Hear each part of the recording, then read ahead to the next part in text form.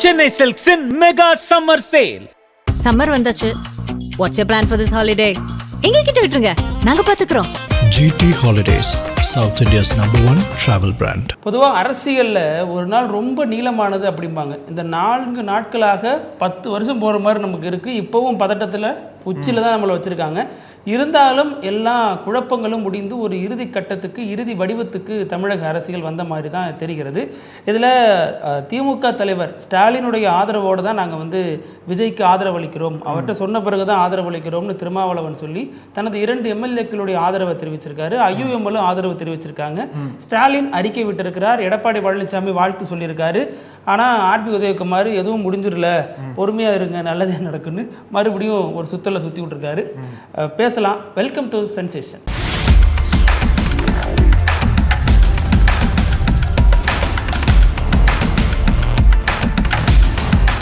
வணக்கம் பிருத்திவி. வணக்கம் அழகு.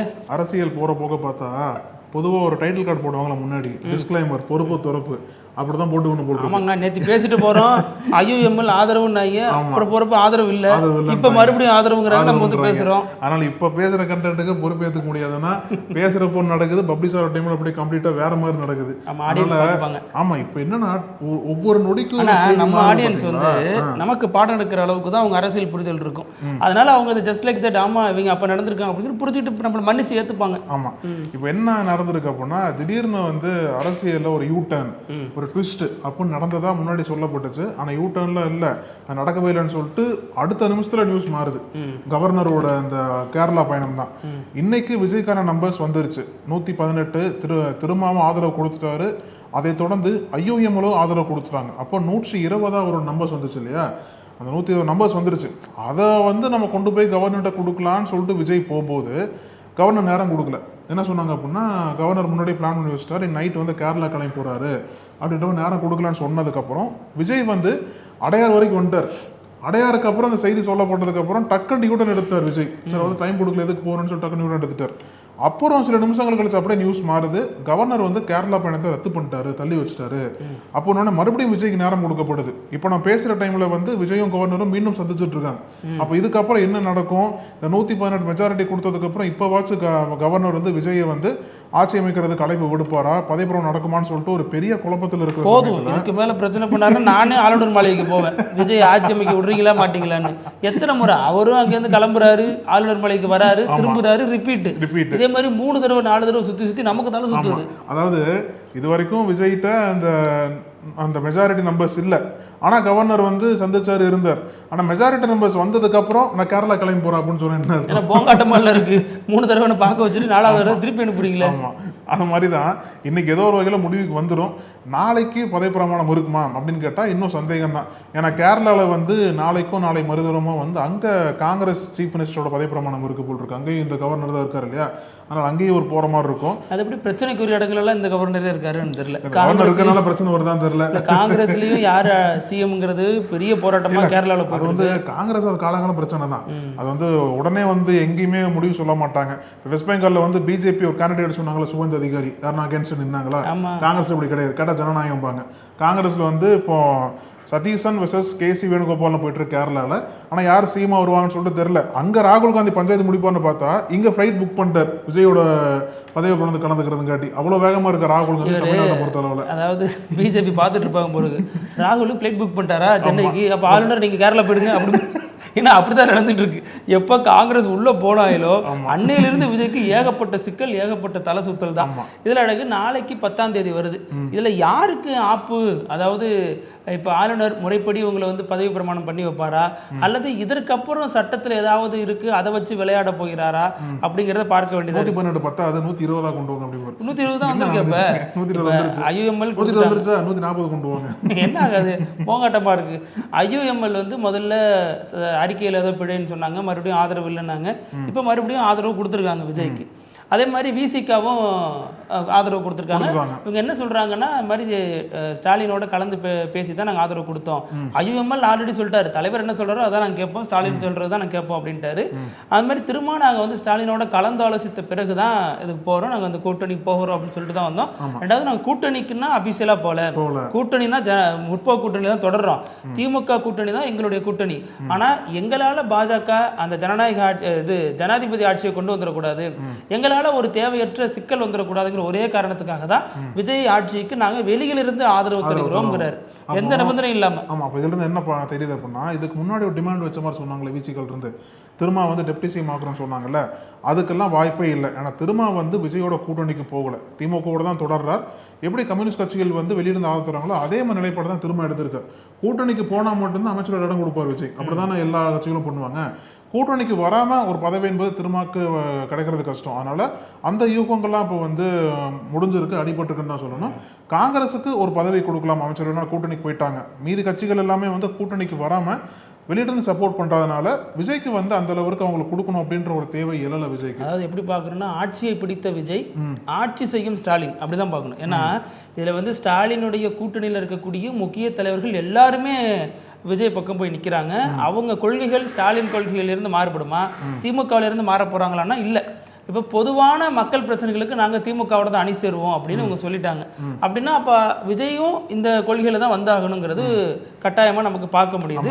இதுல மீண்டும் ஆள்கிறார் ஸ்டாலின்ங்கிறத நம்ம எடுத்துக்கலாம். இப்போ என்ன சொல்றாங்க அப்படின்னா, திமுக வச்சிருந்தவங்க வந்து இப்போ நாங்க தான் விஜய்க்கு உதவி பண்றோம், நாங்க தான் வந்து எங்களோட ஸ்ட்ரென்த் எல்லாம் கொடுத்து தான் விஜய் ஆட்சி பண்ற மாதிரி இருக்குன்னு சொன்னாலும், இன்னொரு புறம் ஸ்டாலின் மீது இருக்கக்கூடிய ஒரு குற்றச்சாட்டு, ஒரு விமர்சனம் என்ன அப்படின்னா, பிஹைண்ட் த டோர்ஸ், அதாவது பின்னாடி யாருக்குமே தெரியாம ஸ்டாலின் மறைமுகமா கம்யூனிஸ்ட் கட்சிகள்கிட்ட நீங்க அதிமுகவுக்கு சப்போர்ட் பண்ணுங்கன்னு சொல்லிட்டு சொன்னதா கம்யூனிஸ்ட் கட்சியோடைய தேசிய செயலர் MA பேபி இருக்காரு இல்லையா, அவர் ஒரு ஆங்கில ஊடகத்திற்கு பேட்டி கொடுத்திருக்காரு. இந்த மாதிரி ஸ்டாலின் எங்கள்கிட்ட வந்து சொன்னார் அதிமுகவுக்கு சப்போர்ட் பண்ண சொல்லி, ஸ்டாலினே சொன்னாருன்னு சொன்ன போது தான் அப்போ ஸ்டாலினோட மோட்டிவ் வந்து இங்கே வந்து விஜய்க்கு ஃபேவராக இல்லை, விஜய்க்கு அகைன்ஸ்டாக தான் இருக்குது, இதனால தான் டிலே பண்ணுறாங்க விஜய், இவங்கள தான் திமுக தான் தடுக்கிறாங்க அப்படின்ற விமர்சனம் பெருசாக எழுந்திருக்கு அவர் மீது கூட. நீங்கள் ஸ்டாலினோட நெருங்கி பழகிறது பேபியா, மார்க்சிஸ்ட் மாநில செயலாளர் சண்முகமா? ஆமாம், ஏன்னா முந்தா நாள் வரைக்கும் சண்முகம் தான் ஸ்டாலினை பார்த்தாரு, பேசினாரு, எல்லாம் பண்ணாரு.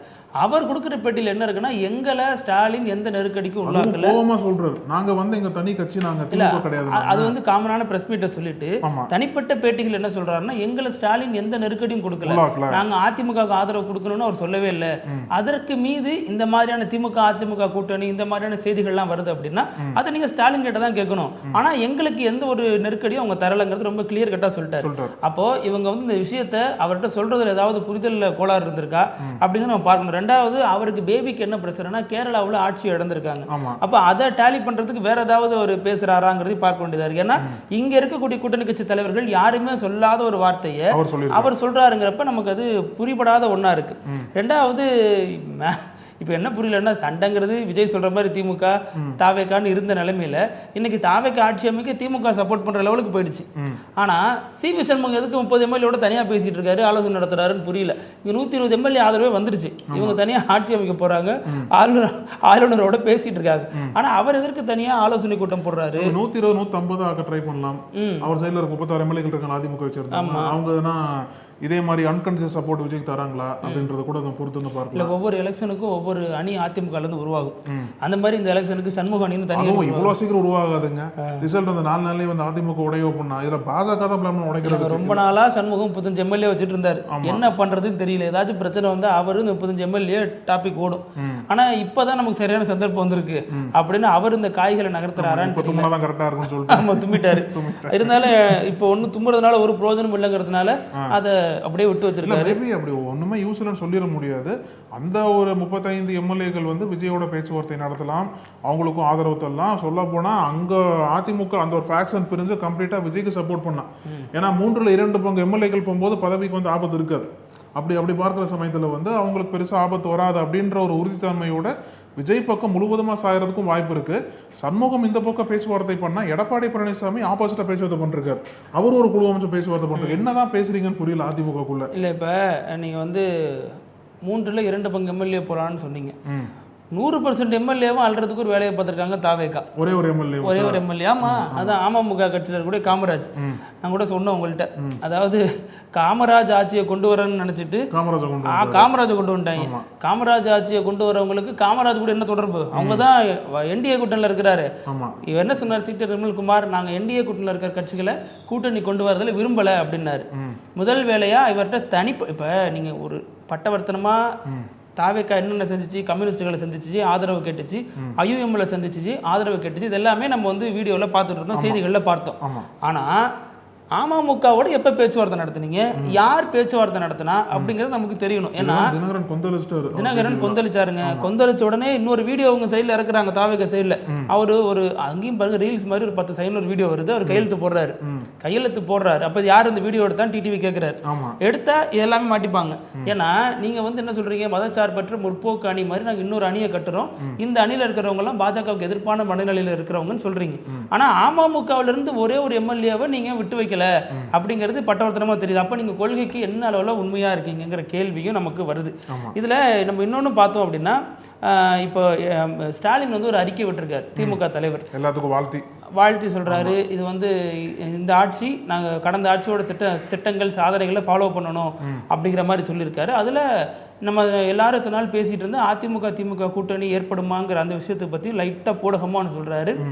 கட்சி முன்னணி நிர்வாகிகள் மாற்று யோசனைகள் பலவற்றை முன்வைத்தனர். ஆனால் நான் வந்து இந்த ஆட்சி தொடர்றது தான் சரியா இருக்குங்கிற அடிப்படையில் நான் அதை முன்மொழிந்தேன். இது இப்படியே போறது, தாவேக்கா ஆட்சி அமைக்கட்டும், அதற்கு வாழ்த்துகள்னு தமிழக வெற்றி கழகம்னு தனது அறிக்கையில் முதல் முறையாக ஸ்டாலின் குறிப்பிடுறாரு. அப்போ இதெல்லாம் வந்துச்சு, ப்ரொபோசல் தான் நடந்திருக்கு அங்கே நம்ம பார்க்க முடியுது. ஆனால் ப்ரொபோசல் நடந்தது ஒரு ஏமாற்றம் தான். ஏன்னா அந்த மாதிரி ஒரு 2 பேரும் சேர்ந்து வந்துடக்கூடாதுன்னு இல்லை, ப்ரொபோசல் யாருக்கிட்ட பண்ணான்னு இருக்கு. ஆமா, யார் இது கிளம்பி விட்டது? இதை வந்து எத்தனை முறை வந்து மறுப்பு தெரிவிச்சு திமுக மறுப்பு தெரிவிச்சு, டிகே சிலோங்கவும் தெல்ல தெளிவா சொன்னாரு, கனிமொழி சொன்னாங்க. அந்த மாதிரி எடப்பாடி பழனிசாமி தரப்புல இருந்து யார் சொன்னா? அவ ப்ரொபோசல் எங்க இருந்து எங்க வந்திருக்கு, யார் அதை அக்செப்ட் பண்ணா, யார் அதை ரிஜெக்ட் பண்ணா அப்படிங்கறது நம்ம இந்த 2 கான்வர்சேஷன் மூலமா பார்க்க முடியும். அதுல தான் முதல்வர் சொல்றாரு, மாற்று யோசனைகள் பலவும் முன்வைக்கப்பட்டுச்சு, நான் அதை நிராகரித்தேன் அப்படிங்கிறது முதல்வருடைய ஸ்டேட்மெண்டா இருக்கு. அப்போ இந்த திமுக அதிமுக கூட்டணி அப்படிங்கிறது தான் ப்ரொபோசல்லே முடிஞ்சு போயிடுச்சு அப்படிங்கறத பார்க்க முடியும். ஏன்னா இதை வந்து ஸ்டாலினுடைய அணுகுமுறை இப்படித்தான் இருந்திருக்கும் அப்படின்னா 2019-17 காலகட்டத்தில் இவர் நிறைய விஷயங்கள் பண்ணிருக்க முடியும்.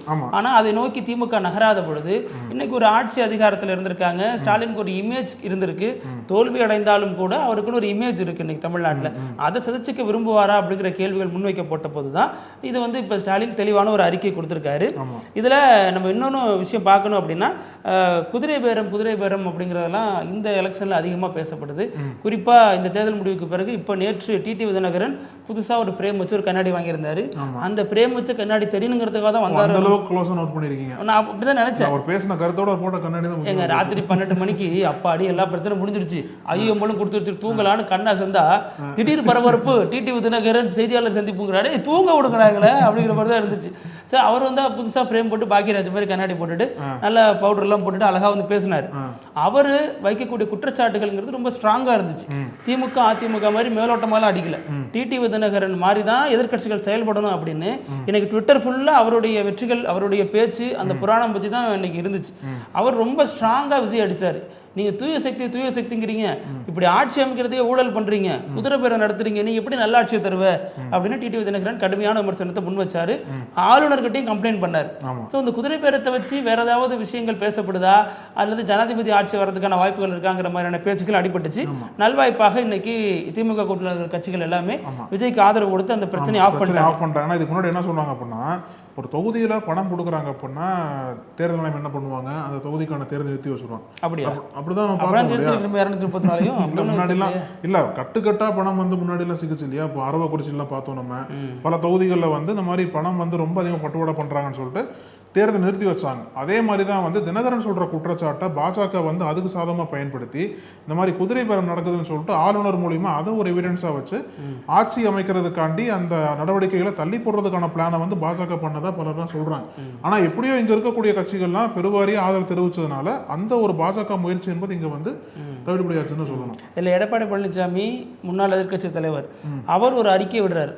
ஸ்டாலினே தமிழக வெற்றி கழகம் வெற்றி பெற்று ஆட்சி அமைக்கட்டும்லாம் சொல்லிட்டார், ஆட்சி அமைக்கட்டும் அப்படின்னு சொல்லிட்டார். ஆனால் எடப்பாடி பழனிசாமி தனது அறிக்கையில் எங்கேயுமே தமிழக வெற்றி கழகம் சொல்லலை, விஜய்னு சொல்லலை. அவர் என்ன சொல்றாரு, ஆட்சி அமைக்கும் கட்சிக்கு எனது மனமார்ந்த நல்வாழ்த்துகள் அப்படின்னு சொல்றாரு. அப்போ எடப்பாடிக்கு இன்னும் முழுசாக விஜய் ஏத்துக்க முடியலையோங்கிறத நம்ம பார்க்க முடியுது. ரெண்டாவது, அவர் காலி பண்ணது எடப்பாடி தான் காலி பண்ணியிருக்காரு. போன வாட்டி எதிர்க்கட்சி தலைவராக இருந்தார், இந்த வாட்டி அதுக்கும் கீழே அப்படின்னு அவருடைய கிராஃப் இறங்கியிருக்கு. இதனால சண்முகம் மாதிரியான புதிய எதிரிகளையும் அவர் சந்திக்க வேண்டிய நிலைமையும் வந்திருக்கு. அது தொடர்பாக தான் எடப்பாடி பழனிசாமி அதிருப்தியில் இப்போ ஜெயலலிதா மறைவின் போது கமலஹாசன் கொடுத்த ஒரு பதிவு, ட்விட்டர் பதிவுங்கிறது பெரிய அதிர்வலைகள் ஏற்படுத்தினுச்சு. சார்ந்தோர் அனைவருக்கும் ஆழ்ந்த இரங்கல்கள், ஆழ்ந்த அனுதாபம் அப்படிங்கிற மாதிரி போட்டிருந்தார். அது வந்து எப்படி இப்படி போடுவாருங்கிற மாதிரி, ஏன்னா மொட்டையா போட்டாரு அப்படிங்கிற விமர்சனம் இருந்துச்சு. அதே மாதிரி தான் எடப்பாடி வெற்றி பெற்ற கட்சிக்கு வாழ்த்துக்கள்ங்கிற மாதிரி சொன்னதும் பேசுதலுக்குரிய ஒரு விஷயமா மாறி இருக்கு. இதுல விஜய் சொல்ற டயலாக் தான் நம்ம சொல்ல வேண்டியதா இருக்கு. வாழ்க்கை ஒரு வட்டம், தோக்கிறவன் ஜெயிப்பான், ஜெயிக்கிறவன் தோப்பான். இது யாருக்கு பொருந்ததோ இல்லையோ விஜய்க்கு பொருந்தது. அந்த கர்மாங்கிறது திருப்பி வருது. கல்லாப்பட்டி கூட்டணி, மழைக்கு ஒதுங்குறவங்க, அந்த சைடில் நடக்கிறவங்கலாம் போயிட்டு அறிவாலயத்துக்குள்ளே போயிடுறாங்க, இல்லை இழுத்து போட்டுக்கிறாங்க கூட்டணின்னு, இப்படின்னு மிக மோசமான விமர்சனத்தை திமுக கூட்டணி நோக்கி வச்ச விஜய்க்கு இன்னைக்கு திமுக கூட்டணிகள் தான் ஒரு வலுவான கருத்தை கொடுத்துருக்காங்க. ஸ்டாலின் சொல்லி தான் வந்தோங்கிறதையும் அவங்க சொல்றாங்க. அப்போ இந்த கூட்டணி, இந்த ஆட்சியில தான் முதல்வர் ஆக விஜய் உயர்கிறார் அப்படிங்கறத நம்ம பார்க்க முடியுது. ரொம்ப பட்டவர்த்தனமா அது தெரியுது. இதுல அதிமுக இனிமே என்ன செய்ய போகிறது அப்படிங்கிற கேள்வியும் கூடவே எழுந்திருக்கு. ஆர்பி உதயகுமார் தான் பொறுமையா இருங்கள், நல்ல செய்தி வருங்கிறாரு. யாருக்கு நல்ல செய்தி வரணும், யாரு பொறுமையா இருக்கணுங்கிறது புரிய மாட்டேங்குது. இது போக பார்த்தோம் அப்படின்னா அம்மா மக்கள் முன்னேற்ற கழகம் நேற்று ஒரு பெரிய பர்ஃபார்மன்ஸ் பண்ணி நாங்களும் இங்க இருக்கோம் அப்படிங்கிறத நிரூபிச்சிட்டாரு. அதை தாண்டி பார்த்தோம்னா ஸ்டாலின் இன்னைக்கு தனது அறிக்கையில காங்கிரஸை ஒரு கொட்டிருக்காரு.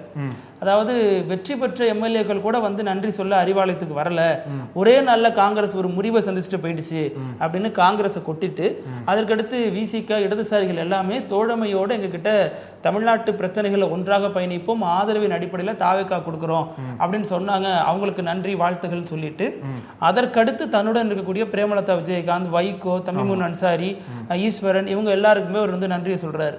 அந்த அறிக்கை வந்து எல்லா அரசியல் பிரச்சனைகளுக்கும் அரசியல் சர்ச்சைகளுக்கும் முற்றுப்புள்ளி வைக்கிற மாதிரி தான் அவரு சொல்லியிருக்கிறத பார்க்க முடியுது. இப்போ என்ன ஒரு பிரேக்கிங் நியூஸ் வந்திருக்கு அப்படின்னா, போதுங்க வேற ஏதாச்சும் சொல்லுங்க, அந்த பேர்ல சொல்லாதீங்க. மாற்றுதலுக்கு உட்பட்டதுன்னு சொல்லணும், ஏன்னா இன்னும் கன்ஃபார்மா தெரியல. என்னங்க அந்த மியூச்சுவல் ஃபண்ட்ல பணம் போடுறதுக்கு நிபந்தனைகள் உட்பட்டதுன்னு வேகமா சொல்லுவாங்க, அந்த மாதிரி சொல்றீங்க.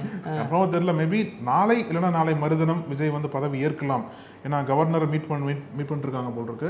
நேரு ஸ்டேடியமும் மீண்டும் தயார்படுத்த ஆரம்பிச்சிருக்காங்க. நாளையோ நாளை மறுதினம், சில நியூஸ் நாளை மதியம் 3:30 மணிக்குன்றாங்க. இன்னும் சில தகவல்லாம் வந்து மண்டே காலையில் பதவி ஏற்கிறது வாய்ப்புகள் அதிகமாக இருக்குன்னு சொல்றாங்க. ஸோ ஏதோ ஒரு வகையில் விஜய் இப்போ வந்து அவருக்கு உண்டான தடை நீங்கிருச்சு, மெஜாரிட்டி ப்ரூவ் பண்ணிட்டாரு, இனி பதவி ஏற்கிறது மட்டும்தான் பாக்கி. ஆனால் இன்னொரு இது இருக்கு, ஃப்ளோர் டெஸ்ட், ஒரு இம்பார்ட்டண்டான விஷயம். அசம்பிளியில் வந்து ஒரு மெஜாரிட்டி ப்ரூவ் பண்ணி ஆகணும். அந்த ஒரு நடைமுறை இருக்கு. அதுக்கு முதல்ல பதவி ஏற்றதுக்கு அப்புறம் அந்த நடைமுறைக்கு வரலாம். மேபி நாளை கழிச்சுக்குள்ள பதவி ஏற்றுவார்னு சொல்றாங்க. இதுல எனக்கு இன்னொரு எதிர்பார்ப்பு என்ன எழுந்திருக்குன்னா, விஜய் வந்து கட்சி தலைவராக இருக்கும் வரை செய்தியாளர் சந்திப்புகளை நடத்தினதே இல்லை அப்படிங்கிற ஒண்ணு. இப்போ முதல்வர் ஆயிட்டாரு, இனிமே எல்லாத்துக்கும் ரியாக்ட் பண்ண வேண்டிய கட்டாயத்துக்கு அவர் தள்ளப்படுவார். அப்போ விஜய் எப்போதான் செய்தியாளர் சந்திப்பார்? இவ்வளவு பிரச்சனைகளுக்கு இடையிலையும் செய்தியாளர் சந்திக்கல. இனிமேவாவது மக்களுக்கு, நாட்டு மக்களுக்கு சில விஷயங்கள் பேசணும் அப்படின்னா ஒரு செய்தியாளரை இன்னைக்கு சந்திப்பாரா, முதல்வராக பதவியேற்ற பிறகு சந்திப்பாரா அப்படிங்கிற ஒரு எதிர்பார்ப்பு எழுந்திருக்கு. அல்லது செய்தியாளர்களை சந்திக்காமலே பிரதமர் மோடி ஸ்டைலில் ஆட்சி நடத்த போறாரா அப்படிங்கிறத நம்ம பார்க்க வேண்டியதா இருக்கு. அப்புறம் நிகழ்ச்சியினுடைய இறுதி பகுதி இப்படி எல்லாமா நடக்கும் அப்படிங்கிற செக்மெண்ட்ல இன்னைக்கு ஒரு சம்பவம் மத்திய பிரதேசத்துல நடந்திருக்கு. மத்திய பிரதேசத்துல கொலை குற்றவாளி தர்மேந்திர சிங் அவர் வந்து ஒரு கொலை செஞ்ச குற்றத்தின் அடிப்படையில் சிறையில் அடைக்கப்பட்டிருக்காரு. ஆயுள் தண்டனை கைதி, கிட்டத்தட்ட 14 வருடம் சிறை தண்டனையை அனுபவிச்சிருக்காரு. அந்த நேரத்தில் சிறை அதிகாரியாக இருந்த ஒரு பெண் அதிகாரி, இளம் அதிகாரி, திருமணம் ஆகாதவர், ஃபிரோசாங்கிறவர், அந்த சிறை கைதிக்கும் இந்த சிறை அதிகாரிக்கும் இடையில ஒரு பழக்கம் ஏற்படுது. அந்த பழக்கம் நாளடைவில் காதலாக மலர்ந்துள்ளது. அந்த காதல் திருமணத்தை நோக்கி நடந்துள்ளது. இது எப்படி வீட்டில் ஒத்துப்பாங்க? அதெல்லாம் நிறைய பிரச்சனை இருந்தாலும் அவர் வந்து ஆயுள் தண்டனை கைதியாகி சிறையில இருந்து வெளியில, அதாவது நன்னடத்தை காரணமாக விடுவிக்கப்படுறாரு. வெளியில வந்த பிறகு இந்த திருமணம் நடக்குது. இப்போ வந்து சிறை பறவையாக அவர் மாறிட்டாரு. அது வந்து காதல் ஆசை யாரை விட்டுச்சு அப்படிங்கிற மாதிரி தான் இதை வந்து பார்க்க வேண்டியதா இருக்கு. இருந்தாலும் இதை வந்து எப்படி எடுத்துக்கிறது? ஒரு சிறை அதிகாரி இப்படி போறது சரியா, அல்லது திருந்திய நபருக்கு இப்படி ஒரு வாழ்க்கை அமைகிறது சரியாங்கிற விவாதங்கள்லாம் 4 புறமும் பேசப்பட்டே வருது. பேசும் அழகு. இதே மாதிரி பல செய்திகளோட மீண்டும் திங்கட்கிழமை சந்திக்கலாம். நன்றி. தொடர்ந்து பேசலாம். நன்றி. நக்கீரன் டிவிக்கு சப்ஸ்கிரைப் செய்யுங்கள். உங்கள் ஆதரவே எங்கள் பலம். ஆசிரியர்களுக்கு நண்பனாகவும் மாணவர்களுக்கு ஆசானாகவும் திகழும் தேர்வு வழிகாட்டி. ஒவ்வொரு பாடத்திற்கும் அனுபவமிக்க ஆசிரியர்களின் துல்லியமான தெளிவான விடைகள். CNC இருக்கு, தேர்வு பயம் எதற்கு? இது தீரன் பப்ளிஷிங் ஹவுஸ் விற்பனை வெளியீடு.